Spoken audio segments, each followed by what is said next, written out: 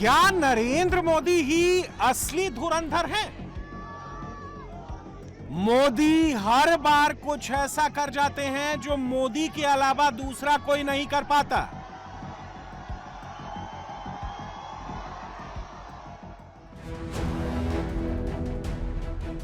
Real life का धुरंधर कोई भी हो सकता है,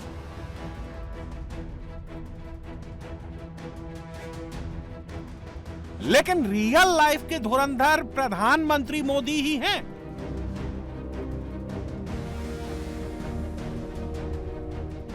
पांच राज्यों के चुनाव के बाद नरेंद्र मोदी 5 देशों की विदेश यात्रा पर हैं। यूएई से शुरू हुआ मोदी का दौरा नीदरलैंड्स और स्वीडन होते हुए नॉर्वे पहुंच चुका है। यहां से आगे मोदी को इटली जाना है। यूएई मुस्लिम बहुल देश है, बाकी 4 देश ईसाई बहुल हैं। मोदी सबको गले लगाते हुए जा रहे हैं। मोदी सबका सम्मान पाते हुए आगे बढ़ रहे हैं। इस दौरे पर भी स्वीडन ने अपना सर्वोच्च नागरिक सम्मान royal order of the polar star commander grand cross Narendra Modi को दिया है। एक तरफ नरेंद्र हैं, दूसरी तरफ राहुल गांधी का सरेंडर है। केरलम में मुख्यमंत्री की कुर्सी पर राहुल ने उनको बिठाया जिनके लिए मुस्लिम लीग ने वीटो लगाया। केरल संസ്ഥാनത്തെ मुख्यमंत्री എന്ന നിലയിൽ वीडी सतीशन को चीफ मिनिस्टर बनाने का फैसला कांग्रेस ने बाद में सुनाया। इंडियन यूनियन मुस्लिम लीग ने सतीशन पर फाइनल ऑर्डर पहले ही दे दिया था और आज सतीशन केरल के मुख्यमंत्री बन गए। केरलम के नए मुख्यमंत्री ने 20 मंत्रियों के साथ शपथ ली। खास बात यह है कि सतीशन कैबिनेट में 7 मुसलमान, 7 ईसाई मुख्यमंत्री समेत 7 ही हिंदू मंत्री हैं। आबादी के लिहाज से केरलम में 27% मुसलमान, 18% ईसाई और 54% हिंदू हैं, लेकिन मंत्रिमंडल में हिस्सेदारी देने की बारी आई तो मुस्लिम विधायकों को 33% की हिस्सेदारी मिल गई। 18% क्रिश्चियन आबादी को भी मंत्रिमंडल में 33% की हिस्सेदारी मिल गई और केरलम के 54% हिंदुओं के खाते में केवल 33% मंत्री पद मिले। राहुल गांधी जब उत्तर भारत में होते हैं, राहुल को जब जातिवादी राजनीति करनी होती है, राहुल को जब ओबीसी जातियों में फूट डालने की जरूरत होती है, तब राहुल कहते हैं जितनी आबादी उतना हक। दलित समाज के वोटर को खुश करने के लिए कांग्रेस के नेता नीला पटका पहनकर जय भीम के नारे लगाते हैं। जय भीम, जय भीम, जय भीम, जय भीम, जय भीम, जय भीम। लेकिन राहुल को जब दक्षिण के एक राज्य में सरकार बनानी होती है, तब राहुल जय भीम की जगह जय मीम करते हैं। राहुल हिंदू, मुसलमान और ईसाइयों में 33% का हिस्सा बांट देते हैं। केरलम में राहुल को जितनी आबादी उतना हक वाला फॉर्मूला याद नहीं आया।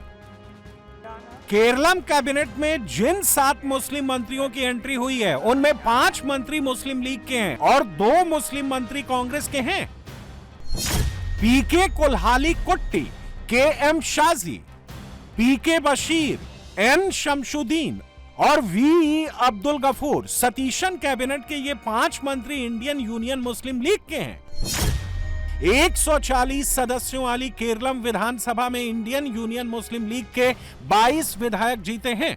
विधानसभा में उसके विधायकों का हिस्सा 15% है, लेकिन मुस्लिम लीग को केरलम कैबिनेट में 20% मंत्री पद मिल गए हैं। यूडीएफ के दूसरे सभी छोटे छोटे घटक दलों ने सिर्फ और सिर्फ ईसाई विधायकों को मंत्री बनवाया और कांग्रेस ने सबको मंत्री बन जाने दिया। केरल कांग्रेस के मॉन्स जोसेफ, केरल कांग्रेस जैकब गुडके, अनूप जैकब, आरएसपी के शिबू बेबी जॉन और कम्युनिस्ट मार्क्सिस्ट पार्टी के सीपी जॉन, ये सभी ईसाई मंत्री हैं। सवाल है कि क्या कांग्रेस के पास अब यही पॉलिटिक्स बची है? क्या बंगाल से असम तक और यूपी से केरलम तक कांग्रेस अब मुस्लिम लीग की शरण में रहेगी? क्या कांग्रेस यूपी में समाजवादी पार्टी का, बिहार में आरजेडी का और बंगाल में टीएमसी का मुस्लिम वोट बैंक छीनने के लिए मुस्लिम तुष्टीकरण का खेल खेल रही है? राहुल गांधी की लीडरशिप में कांग्रेस जो 3 लोकसभा चुनाव हारी है, उसमें कांग्रेस का वोट शेयर 20% के आसपास मंडराता रहा है। 2014 में 19.31%, 2019 में 19.49% और 2024 में 21.19%। कांग्रेस इस वोट शेयर को 25% से ऊपर ले जाने के लिए छटपटा रही है। 25% का वोट शेयर आएगा तभी कांग्रेस 140 सीटों के ऊपर पहुंच पाएगी। कांग्रेस को चलाने वाले हाई कमांड की सोच है कि 1992 के बाद जो मुसलमान कांग्रेस को छोड़कर दूसरे दलों की तरफ चले गए, उनको फिर से कांग्रेस के पीछे खड़ा करना है। असम चुनाव में कांग्रेस के 19 विधायक जीते, जिनमें से 18 मुसलमान हैं। बंगाल में कांग्रेस के 2 ही विधायक जीते, दोनों मुसलमान हैं। केरलम में कुल 35 मुस्लिम विधायक जीते, इनमें 30 मुस्लिम विधायक यूडीएफ के हैं, 22 मुस्लिम लीग के और 8 मुस्लिम विधायक कांग्रेस के हैं। राहुल गांधी की भारत जोड़ो यात्रा के पीछे एक ही सोच थी, मुसलमान को कांग्रेस के साथ जोड़ो। प्रधानमंत्री नरेंद्र मोदी ने इस ट्रेंड को बहुत पहले पहचान लिया था।